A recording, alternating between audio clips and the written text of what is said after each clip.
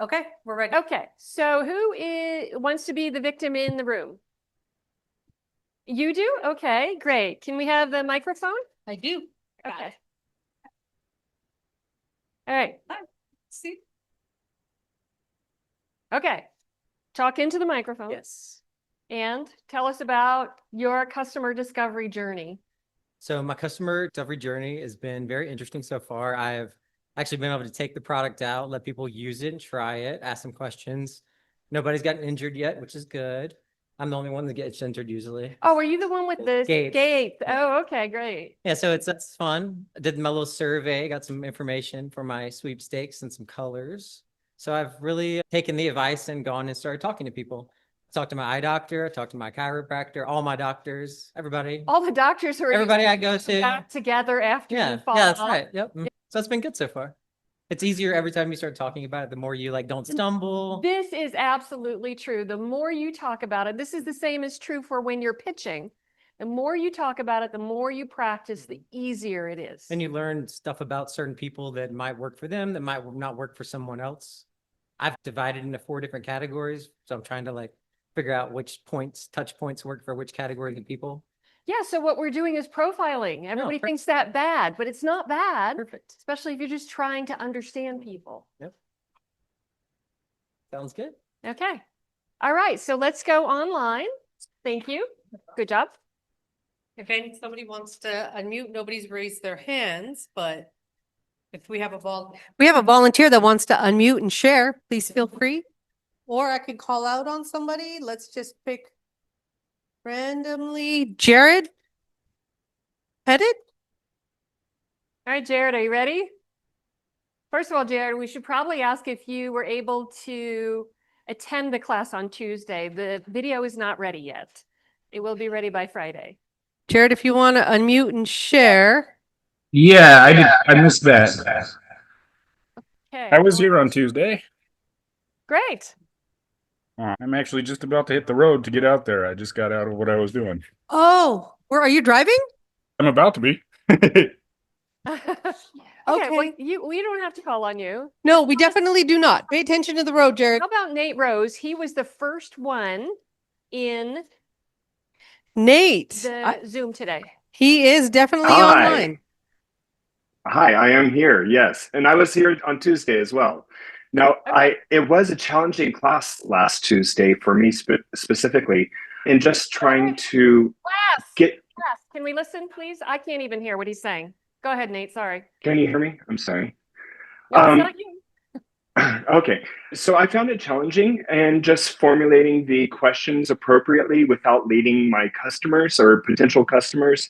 And there's a dance there, a balance, and I'm still trying to find it. I'm traveling this weekend and I hope to reach out to a whole new group of people and just put myself out there and see how it goes. Great. Be fearless. Thank you. That's I intend to my be. advice to all of you. Okay, since we're having a little trouble reaching people online, let's have another volunteer from the room to talk about customer discovery. Do we have another volunteer in class? We do right here. I have Rakshana running around all over the place today. Here you go, sir. Okay, my name's Mike Davis, and I'm Dr. Budsy. You are. I'm Dr. Budsy. I make medicated hooch, and I moved here to Las Vegas 4 years ago. And when I moved here, I first decided to do a survey. I wanted to see if this was appropriate to move here. I interviewed 40 people over close to this area. And I moved here to open up a cannabis consumption lounge, but also a barbecue restaurant. And I did have a barbecue restaurant, but it closed down about 2 blocks from here. I even fed y'all one time. Oh, okay. Yeah. Uncle B's Smokehouse Barbecue. Anyway, I interviewed 40 people, went out and about and asked them, number one, would you be interested in having a cannabis infused barbecue dinner? And 34 of the people said, oh yeah, they were from out of town.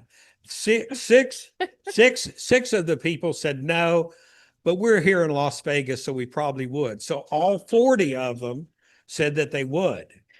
And so I have a history of interviewing people, just going up and talking with them without knowing who, but I asked them who they were, where they were from. And I said, so I would say it's definitely a positive to find out if your product is worthy of the public. And so Yes. Did you ask them anything about how much they thought they would have to pay for I the did. barbecue dinner? I did. And because see, I moved here from Portland, Oregon. And in Portland, I did 15 cannabis infused barbecue dinners at a consumption lounge we had here. I do have a consumption lounge license, but we haven't opened it yet. Cool. And so, but anyway, what I was going to say is in Portland, we would get between 70 and 120 people, and they would pay between $75 and $125 a plate. But Portland is not the place to do this. Las Vegas is, because Las Vegas gets 50 million out-of-town visitors here every year. And they've done surveys, and 60 to 79% of the different surveys, the adults said that they would prefer consuming cannabis to alcohol. So my product is an alcohol substitute. Excellent. All right. So now we're going to move on. Oh, Good job. You have a bunch of people online that seem to be interested. All right. Well, in the barbecue. Yeah, in the right? barbecue. Not in sharing their No, no, customer sharing, discovery definitely journey. the barbecue. Down Boulder in the old Legend Sports Bar. The old Legend Sports Bar? Oh, okay. Two groups that we do for dinner, special events. I'll be your taste tester. Yeah, well, I'll be your taste tester. Okay, go ahead and Just check kidding. in. Okay, do we want to take one more online, Maggie? If they're raising their hands, if they just want barbecue, I can't help them. So please do not raise your hands for barbecue, but if you do want to share, your customer questions and feedback, please feel free to unmute. Anybody online? Well, we've done 3, so Okay, we're good. We've fulfilled our obligation. we have definitely fulfilled our obligation. Okay. Were you able to scan the QR code? Okay, it's also over by the snacks. And I don't think you had a chance to grab a snack. All right, so tonight we're doing Understanding Your Market, and we're having a mentor session. On Tuesday, we'll be having one of our favorite people, Jose Padilla. He moved to Texas, but he's still licensed to practice in Nevada and in Texas. So the flights were cheap. So he's coming next Tuesday, and he will stick around for questions for you. And then actually, we have to do our midpoint check-in. So that will be mostly a sharing session. So you will talk about what you've learned so far and any challenges that you're having. So it tends to go a little bit longer because we try to let as many people speak as want to. And then on Thursday next week, it'll be me again doing the second most fun session of the time. You guys might find that the legal one is fun. I know. Okay, here we go. Understanding your market. And these numbers, these names, these acronyms, you may hear it on Shark Tank. They will ask about TAM or SAM or SOM. And so, well, what is it? TAM is the total addressable market. So this is the entire market in the industry segment in which you want to play. So if everybody in the whole world bought it, we're going to actually research this number so we know how big your industry is. Investors are interested in this to make sure that you're not in a niche market.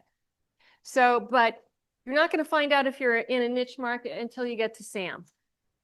So if we were, and we happen to know and love a gal who has a women's performance ski company, but it is too small of a niche for her to garner a lot of investment. She has angels who like her skis and they'll do that sort of investment. She's never going to get venture investment because it's just too small a market. So she would be in sporting equipment as a total addressable market, but then she's down to skis, and then she's down to women's performance skis and snowboards. So it's whittled down too far to such a small segment that it's not really viable for venture investment. Okay, so TAM is the total addressable market. SAM is another research number. You want to know what the spend currently is in a subsegment of the total. And most times that's going to be a geographic subsegment of the total. So it could be the United States. It could be a specific part of the industry like sports and then skiing.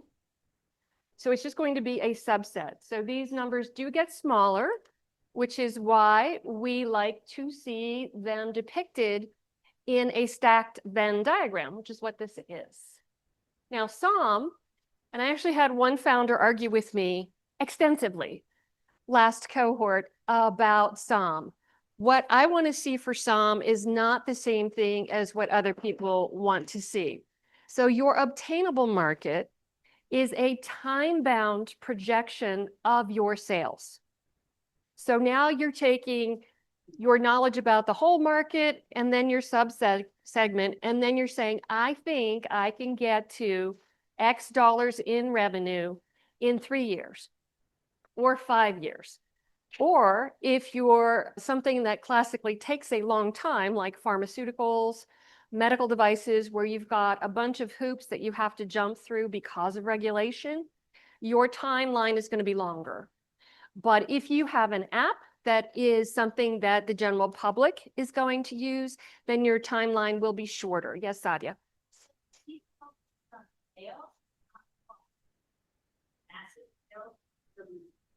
Yes, but this is just a way for investors to understand the size of the market. But then also, I don't even spend that much time talking about CAGR, compound annual growth rates. So some markets are growing a lot. So AI is growing tremendously. Electric vehicles are growing tremendously. AI assistant are growing tremendously. So they're going to have a very high growth rate. And so if you're getting in early in one of those industries that has a high growth rate, then there is a greater potential for your business. And yes, we are interested in researched dollars. What is the current spend in TAM? And SOM should also be depicted in dollars, what you think your revenue is going to be. So I've gone into kind of a lot of detail right now, and here's my justification. These are some famous investors. There are probably more famous investors that I could put up here now, but they are all interested in the market opportunity, and most of them pretty early in your pitch. So this guy here, Camel, he wants market opportunity right away. And she wants it pretty early. The typical, and if you see here, problem, solution, that is the normal flow for a presentation. You're telling them why you decided that you needed to create this product or service because you identified this problem. Then you talk about your own solution. And then pretty quickly, you should be talking about the market size so that you keep the attention or the attention of your investors so that they know you've done the research, you understand your market, and you understand where you fit in. So that's just my proof. Now, how do we calculate this? I've already said research, I don't know, 4 or 5 times. And so to do your research, you're going to need some databases, some resources, and Google is the best place to start. If you're putting in, what is the 2-passenger electric vehicle market? What is the worldwide sales for that? Google will be able to feed you some information. They may not have the source of the number that you're looking for, but they will tell you where to go to get that source. Yes. You have a question online from Jocelyn. How does these variations impact niche markets? In what, Pat? How does these variations impact niche markets? Jocelyn, do you want to reference which slide or which portion of the slide you were asking the question regarding? Yeah, You can sure. unmute. Yeah, it was the first slide. I just thought in those three variations, do they impact any type of niche market? Well, a niche market is a subset of a larger market by definition. So if your niche market is too small, then you may have to do like Jen has to do. She has to find angel investors who want her product to continue, and they're willing to invest in her. Some of them have to invest almost every year so that she can get a new order of slick new decorated skis. They're really pretty each year. But in the end, she will make enough money back that those investors will make some profit. So it's not a traditional venture type of deal where they're investing money, they're waiting 7 to 10 years, and they expect to get a 30x return. So the niche market is harder for you to find general investors. But if you have a niche market and you're new in a general market like Las Vegas, you're offering something that nobody else has, then that may give you a competitive edge for a business that is not going to go out for venture investment. Does that answer your question? Yes. Okay. All righty. Okay.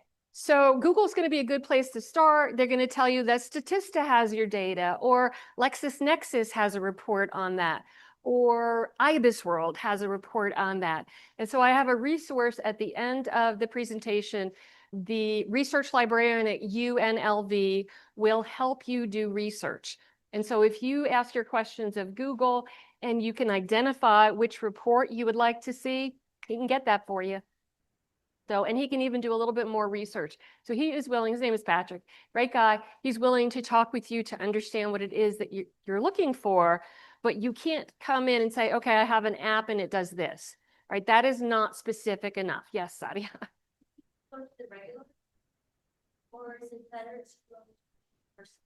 The university subscribes to several databases that are pretty expensive, that you wouldn't be able to get that information on your own. I'm not sure. I think that the library system in Clark County is amazing, but I haven't actually tested what their research capability is and what databases they have.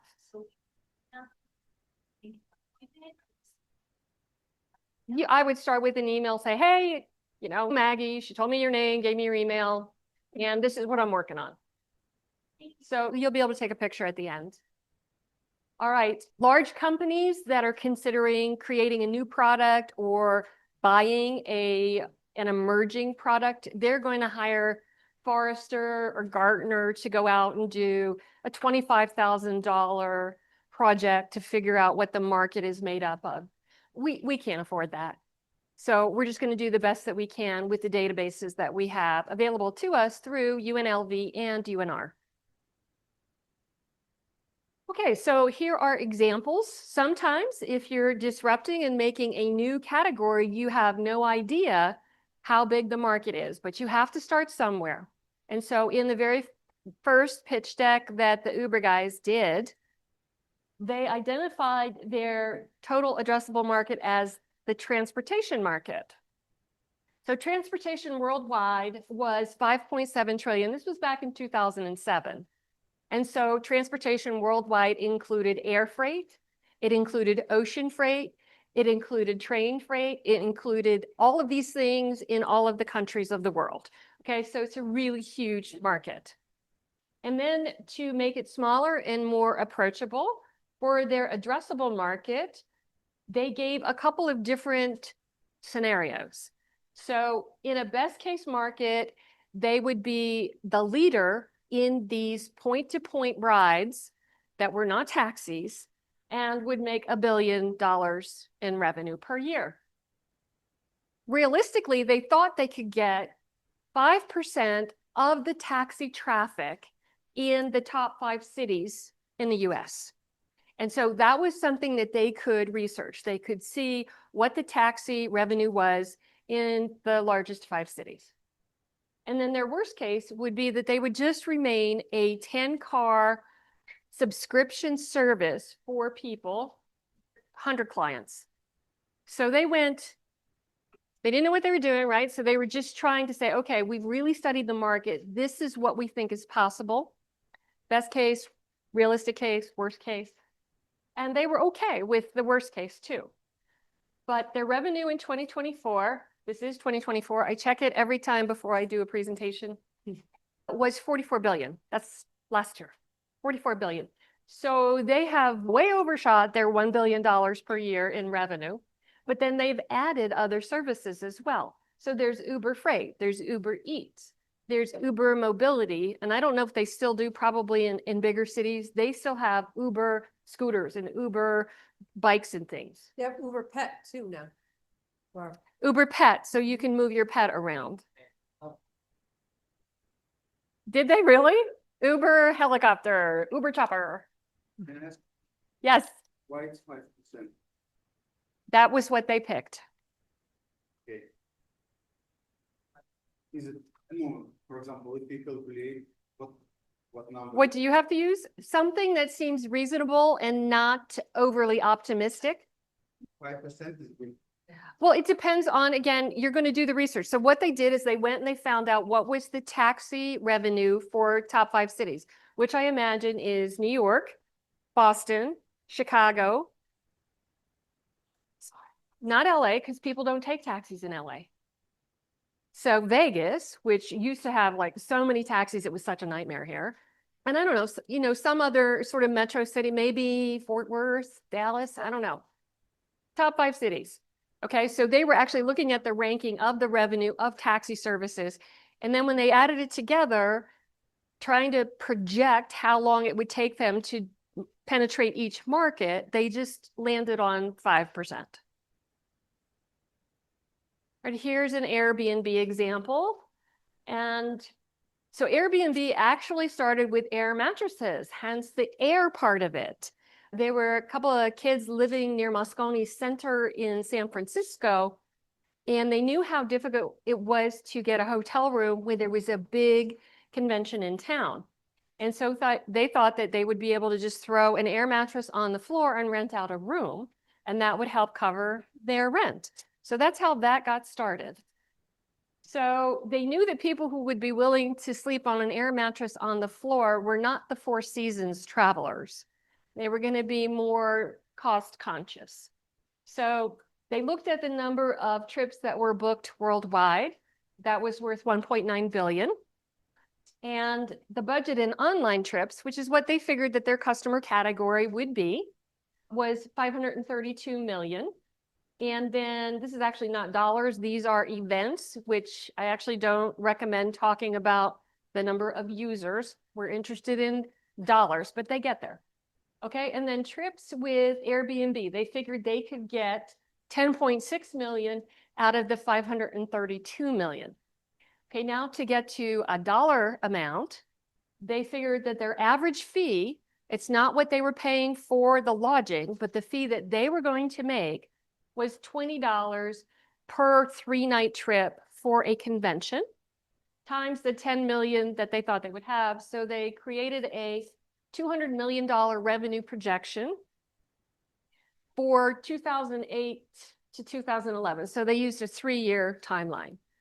And so their revenue in 2024 was 11.1 billion. So that's 1 year, 11.1 billion. So much bigger than they anticipated also. But again, these were disruptors. So your business is probably not going to disrupt anything, but we use these examples so that you have possibly lived through their not being Uber and not being Airbnb and seeing how big that they've grown. Right, here is a much simpler idea. This was a business in New York City, and what they wanted to do was rent sports jerseys. And they thought that they would be able to rent for a whole season to season ticket holders. And so they went to figure out how many people watch the 5 major sports. And I don't know exactly what the 5 are. I can do 4, but the 5th one, I don't know. All right. And how many can I reach with my sales channel? And so they started in New York. They focused on New York. So they learned that 11 million people in the New York area watch the 5 major sports. And then they went and did customer discovery. They went to Yankee Stadium and they talked to people. And their idea was, okay, would you rent a jersey if you could have it for the whole season? It would be brand new in the beginning of the season. If your favorite player gets traded, no problem. You send back the jersey. We'll send you your second choice, your new favorite player. And what they discovered was that people who didn't have season tickets would rent the jersey for one-time use. And they also discovered, which really surprised them, that women were just as interested in having the jerseys as the men were, and that they didn't have to be season ticket holders. So they worked out that their research showed that 11.7% of the sports fans showed strong interest in their being able to rent them. And they also learned that half would pay for the subscription for the whole season and about half would pay per rental. So then they had to go back, take their customer discovery and say, okay, we've got another channel. So let's figure out what we should charge for the one-time rental. So this is reworking that slide into our stacked Venn diagram, but then also not just talking about the number of people, but getting to a revenue figure. So the number of Americans that watch the 5 major sports, the New Yorkers that watch the 5 major sports. So that's the smaller segment of all of the sports fans in the country. And then the ones that are enthusiastic about it. So this is just the Venn diagram for that slide. We still haven't talked about revenue yet. So 60%, more than half of the people they figured would rent it for one time. So they came up with a fee of $50. So it's still much cheaper than buying the jersey. So buying the jersey is going to be $150. 40% would buy season passes. So they would have the shirt for the whole season. They're going to charge $250 for that. So 1 times the 1x is 39 million. The season passes would generate 130 million. So they came up with $169 million as a full year projected revenue. So just 1 year. Okay, so this is one of my favorite TAM, SAM, SOM slides. So this was a product, this was actually, they were in our incubator. They have since gone out of business. So it doesn't matter how beautiful your marketing is, you still have to execute, and COVID, they were definitely a victim of COVID. This was a company that made soaps and lotions and scent things that had a particular theme. They appealed to military families, people who went to the festivals, music festivals, and people who were rugged and thought of themselves as outlaws. So the company name was Outlaw Soaps. And she built her TAM. She was a real geek on this stuff. She loved going down rabbit holes to try to figure out exactly who her customers were, had several different customer personas written out. So she said, okay, 8% of Americans can buy my product. They are my customers. They're my people. And that is a $3 billion market, which is huge. So this is the beautiful slide that she would show. And this is what I am not expecting this slide. I was expecting the slide that showed exactly how she got to 8% of Americans. And it was a combination of the people who attend music festivals in the summertime, Harley Davidson riders, military people, and just the outlaw people. And so she calculated by doing all of this research, that number equaled 8% of all Americans. So now we're into more general slides. All right, your target customer profile. I told you that she spent a lot of time actually developing customer profiles. And we don't, but we could do a whole class just on that. It would be a workshop that would take about 2 hours for you to define your first major customer and then try to figure out who might be a secondary customer. Sadia, we know that for you, it's kids, but it's also people who need to be uplifted and have their mood changed. Anyone? Or ears. Yeah. Yes. Okay. All right. And then competitors. Competitors, I think we had a discussion about competitors the other day. You should know who your competitors are, because as soon as you are presenting to an investor, they're going to start looking for who your competitors are. And if you're starting a business that is a corner diner, then you still want to know who your competitors are, how far away they are, what they're charging. You need to know who you're up against, again, to make that decision whether you should start this business or not. Yes? Yeah. So let's say you have an ABC product, it's fairly unique, but there are, oops, sorry. There's like a XYZ product, it's like 30% similar, something like that. Is that close enough to use to track pricing and things like that? It is. So it's, again, it's something that you can spend a lot of time Like roller trying to figure skateboard. out. Are they close Right. enough? So tell me your name again. Brian. Brian has this skate thing where your feet, you've got 2 separate feet that are on like wheels. It's like a dual platform, 2 independent pieces. It's like and so it's really easy to fall off. Now it's similar to a skateboard, but it's actually a little bit closer to rollerblades because both your feet Separately. can go in different directions. Right. Right. So I would say, yes, for you, you should be looking at that as your competitor, but you also have a flat skateboard because it's similar to that. So you might be able to take market share from that flat board. Think about Right. other little segments as well. Right. Little segments. Even scooters and stuff like that, possibly. Yes, that too, depending on how fast you can go. Gotcha. Okay. Yeah. Oh, you can go real fast. So you should consider everybody that could be a competitor. And in some cases, competition is status quo. It's that people are not willing to stop doing what they're doing to buy or purchase your solution. So you always have competition, even if you don't think you do. Because if you're creating a new field, then what your competition is like ignorance. It's like you have to educate them on why your solution is better than not changing anything about what you're doing. There was another question in the room. Oh, Yeah. are you sure? Okay. Really Just have in case? Oh, you don't have competitors? You don't really, and for the artists out there, you don't really have competitors. There's nobody that's doing exactly what you're doing. But people have a finite amount of money that they're going to spend on pleasure things.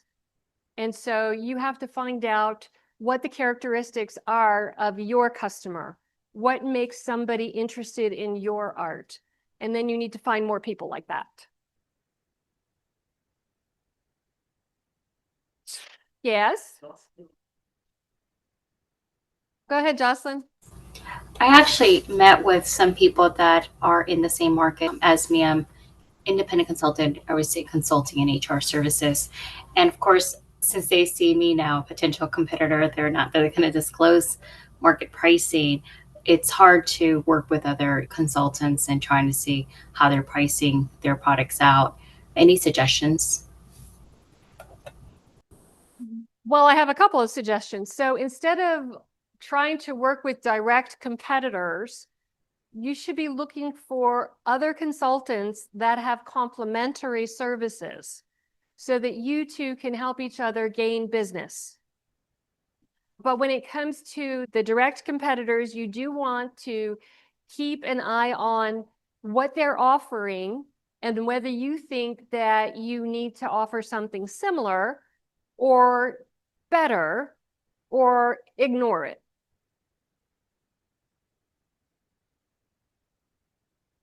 Okay, Jocelyn? Yes, thank you. Okay. All right. You're a competitive advantage. There could be 6 market differentiators. You want to focus on how you're better and how you're different. And that should be reflected in the marketing that you do.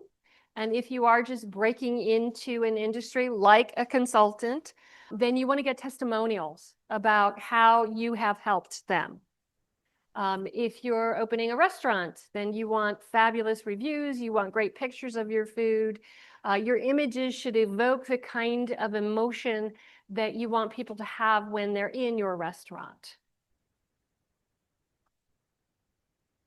All right, when we get to pitch decks, we talk about the competition slide. It is one that you should be including, and you should be listing your features that are better than your competitor. So, and you should also be checking Google for your biggest competitors, because that's what investors are going to do. If they're listening to you pitch, they will put your product in there or your service in there and see who else is doing it. So they want to know who else is doing it well. Yes, ma'am? The document that I'm following along on, you have some duplicates in here and some of these pages aren't in here. So you have some. What are you looking at? I'm looking at the overview online that comes with the module. Like I'm following. along. Oh, okay. But some of these, like this one wasn't there. It's a kind of like you have a couple duplicates of other pages and not some of the ones that you're showing. Okay. We'll make note and take a look at what's posted online versus what you're sharing. Yeah, so this slideshow will be on Disco too. Yeah, that's what I'm looking on. There'll be an updated one, so But they it's- post, yeah. It's different. Yeah. Okay. Like it was following along and then all of a sudden. It got different. Did you get my slide that I didn't have there talking about how, what was her name? Danielle got to her 8% of Americans? No. Okay. Well, But I'll just take pictures. okay. It's available. We're going to post this exact one she's sharing on Disco. Okay. Yeah. Yeah. Okay, so competition. Yes, Sadia. I don't understand all the pictures. What's the X and what's the P and what's the yellow squiggles? Oh, these are competitors, and this person just put logos from their competitors. Neither do I. Okay. They're just random examples. Yeah. Yeah, so you could put the name or you could put their logo if it's well known. So like if it was Nike, it would be Adidas, Converse, Reebok. Yeah, would you'd be- have the swish and the 3 stripes and stars. Yeah. Yes, ma'am. Well, if there aren't like actual direct competitors, you wouldn't do that, right? You If talk there are about- no direct competitors, but you want to have a competition slide, you can do it differently. I like the matrix the best. And so if you have something that is a much lesser product, like Henry Ford with his car, and then there's the horse, you would have a horse up here. Yes, sir. You would talk about how fast the horse is, how much the horse eats, you know, how you're different. I'm on my way. Hi, Teresa. Hi. So if, as she was saying, because I'm not sure how I would find my competitors, because I work with youth who have difficulties completing high school. So I work with middle and high schoolers, but we mainly focus on the high schoolers. Yet the only two that I've found that are in our similarity is Nevada Partnership for Homeless Youth as well as Shannon West. Yet they don't really focus on the students or their clients. Once they become a client with them, they don't focus on them graduating.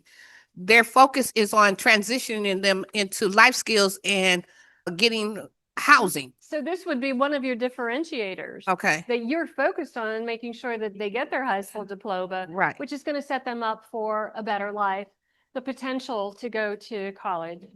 So that is one of your differentiators. So you would have big green check marks there and they would have little red X's. Okay. All right, and now I recall this presentation was about TAM, SAM, SOM, and competition. Now we're talking about competition. This is a slide that I like from a company that is still in business. Fellows started off as students at UNR, and every spring there's a competition within the business school. It's called the Sontag competition. There's an endowment. There's a $50,000 prize that they don't even have to, they could take a vacation. They don't have to put it into their business. So these guys, it was called Stern back then. Now it's called Truck House. And they were avid outdoors people, and they wanted to build a camper on a shorter, smaller chassis than what were available in these bigger recreational vehicles, so that they could go deeper into the wilderness. So they were using a Tacoma truck bed. And then one of the fellows, there were two of them, one of the fellows came from a marine background. And so instead of using cheap plastic, he was using marine grade plastic so that everything was waterproof and sturdy. And they had solar panels. Now this is from, it's got to be about 8 years ago now. So there is more competition now in this field of smaller vehicles. But the reason I liked this slide is because it's very easy to see. He's got pictures of his competition. He's got price comparisons of the competition. And he shows all of the stuff that they have that's better than the competition. So we have 1, 2, 3, he's got 6 different items. I wouldn't go more than 6. 5 is better. 6 is a lot. But you do want to point out what your features are and how they're better than the rest of the competition. All right, so this goes back to research. Do you know your industry? What is the current size? What is the compound annual growth rate? This is something that is available in research. And what the industry trends are. So if you, for the last 2 years, we've been hearing about AI enabled this and AI enabled that. And it was just a buzz phrase. And so you actually really had to dig into the product to see if AI was actually doing anything in the product, because it was just something that made investors interested. All right, here it is. Here's the guy. Take the picture. Patrick Griffiths. He is the research librarian at UNLV. UNLV is a land grant institution, which means that the citizens of the state have access to it. And that means that the employees there are also supposed to give you their time. But Patrick loves doing this, so he will help you. Yes, ma'am? Oh, you're just... This will be like, we're getting, right? Like, Yes, you will get it. Yep. All right. Everybody got a picture that wanted one? Okay. All righty. Oh, the pre-program survey is still showing up. I thought we had switched over to demo day signups. Next week? Okay. All right. If you haven't checked in, please do. We're finishing a little bit early. I can see we've got 3 of our mentors here. Well, Ken was here. I don't know where he is now. Ken's there. Okay. Oh, behind the Amanda and pole? Steve are there. Okay. Amanda and Steve are here. We're gonna take out some ice cream. Yeah. So let's have a little So snack. let's do that. And we have our list of mentor assignments. So if you guys are doing stuff in Disco, if you're making submissions in Disco, your mentor will be reviewing your submissions and giving you feedback. Hey, I just wanted to say real quick, I can't raise my hand for some reason. There's no icon on my end. But I just want to say I love how when you're doing the market research, you also want to compare and contrast the customer's likelihood to not do anything, to factor that in, to where your product, even though it's nifty and all this, they're still not willing to invest in it, or it's not a problem that's big enough for them to want to necessarily address. So I really like that angle, because I think that's a huge elephant in the room. It is. And if you can do research on Google and you can say, like, show me products that were ahead of their time. And in many cases, they're products that we're using now, but they were introduced too early and there wasn't enough interest in the public at the time to start using them. And so businesses started and then they failed. And then other businesses that probably in adjacent areas added in these features so that they were just too early. And so it is important to know what the resistance is for switching to using your product. Thank you. Can I ask you? You may. Where's the microphone?